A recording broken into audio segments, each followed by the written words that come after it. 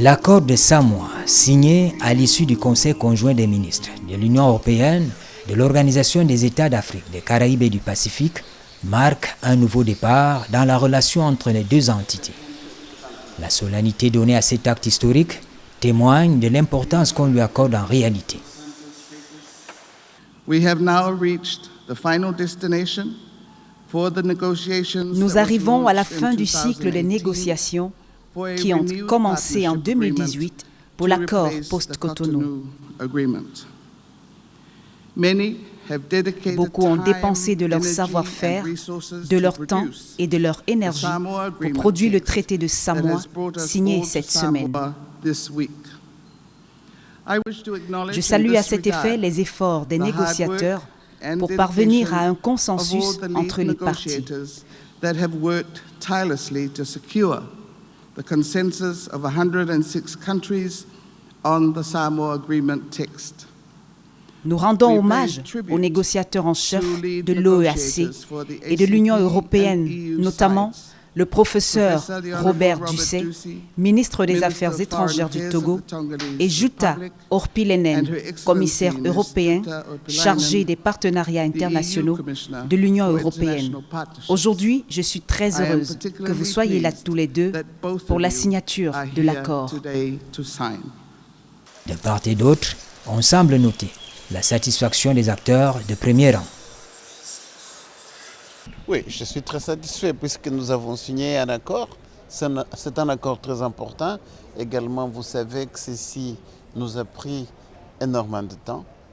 Aujourd'hui, c'est une journée de fête puisque 44 de nos États membres ont signé, plus les 27 de l'Union européenne.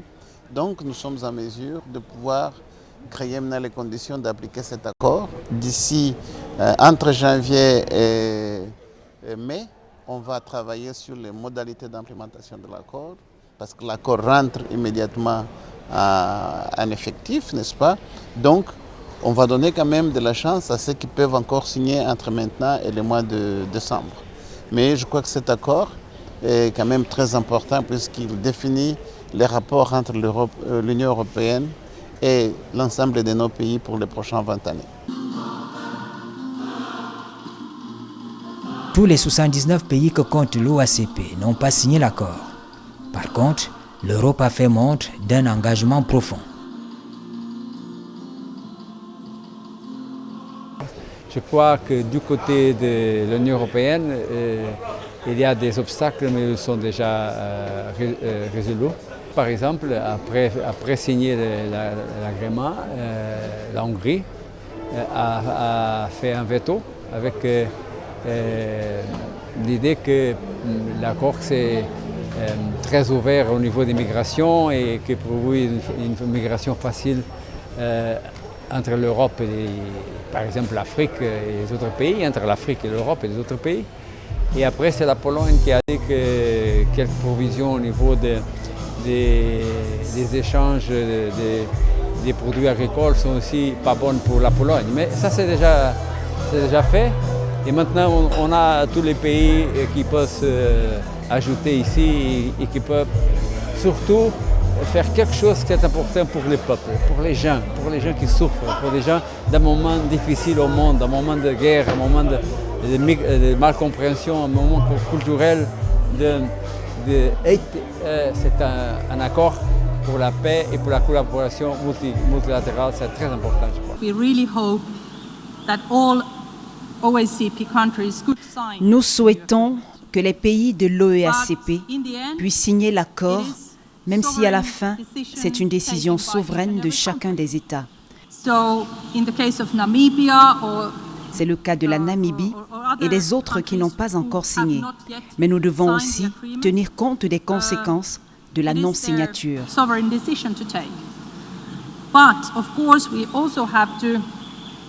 Understand the consequences not to sign.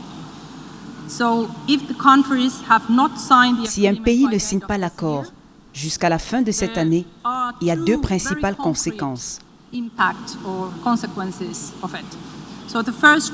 La première, ces pays ne vont plus assister aux sessions de notre Assemblée parlementaire qui se tiendra en février prochain en Angola.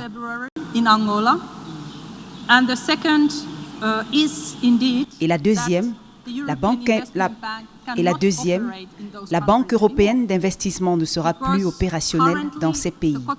L'accord de Cotonou, le cadre juridique de la coopération, a fait son temps.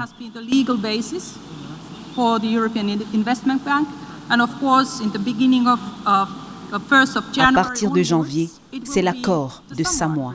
C'est pourquoi je pense qu'il est important de continuer les négociations avec ces pays qui n'ont pas encore ou qui ont l'intention de ne pas le faire d'ici la fin de cette année.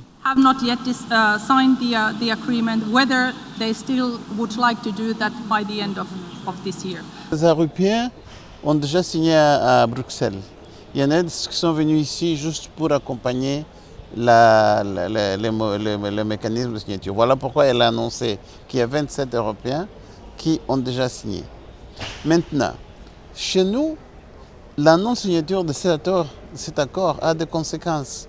Si vous ne signez pas, ça veut donc dire que, en fait, vous vous mettez en dehors de l'accord. Donc je crois que c'est un élément sur lequel il faut prêter attention.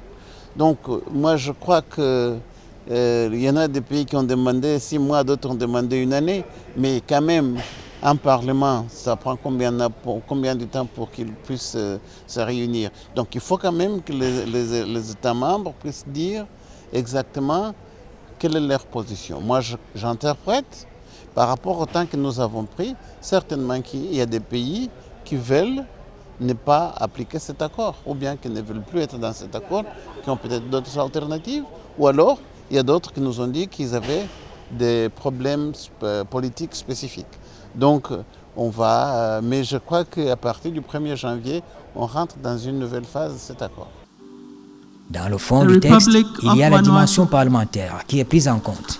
On le dit, l'accord est juridiquement contraignant pour les parties. Alors, d'abord, il faut voir d'où on vient. On vient de l'accord de Cotonou, qui était un accord d'association entre l'Union européenne, ses États membres, et chacun des pays ACP. Donc, c'est ce que nous on a voulu faire, c'est renouveler cet accord d'association. Vous savez que l'accord d'association, c'est le niveau le plus élevé d'un accord que l'Union européenne peut avoir avec un État tiers. Et donc, ça lie l'Union européenne d'une façon individuelle avec chaque État. Donc, c'est un peu un engagement individuel, quelque chose qu'on ne peut pas faire avec ces 79 pays individuellement. Et c'est pour ça qu'il y a eu cette négociation en quelque sorte collective.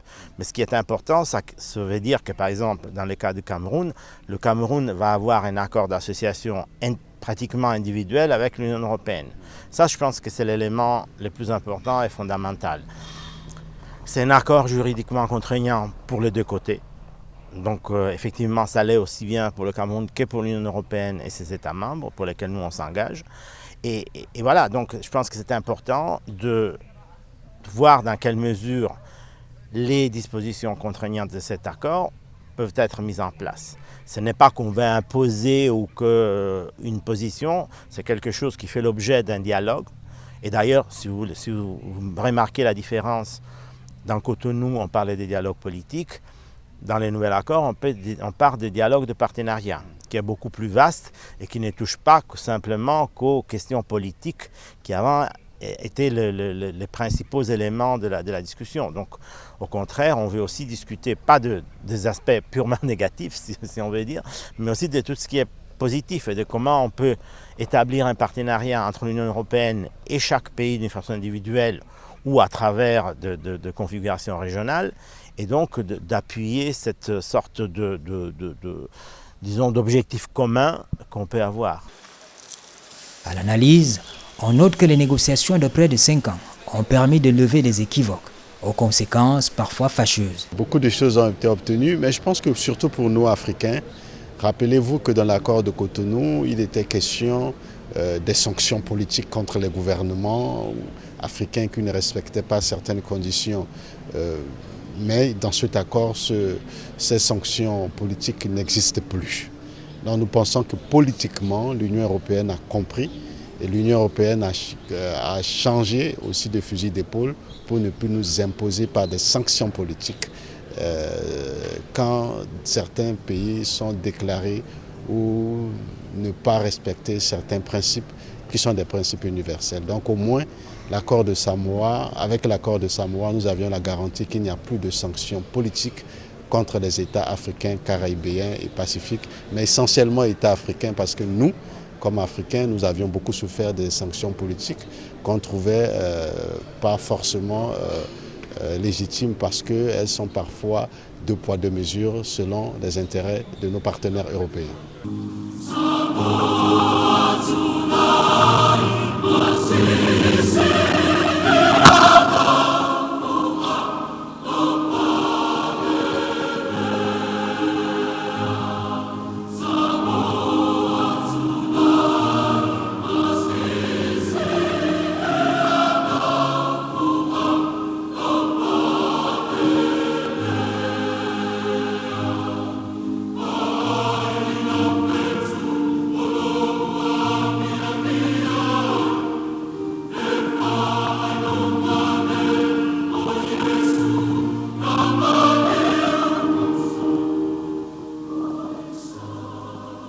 Avec l'accord de Samoa, on a tracé le début des sillons sur lesquels marcheront les générations futures.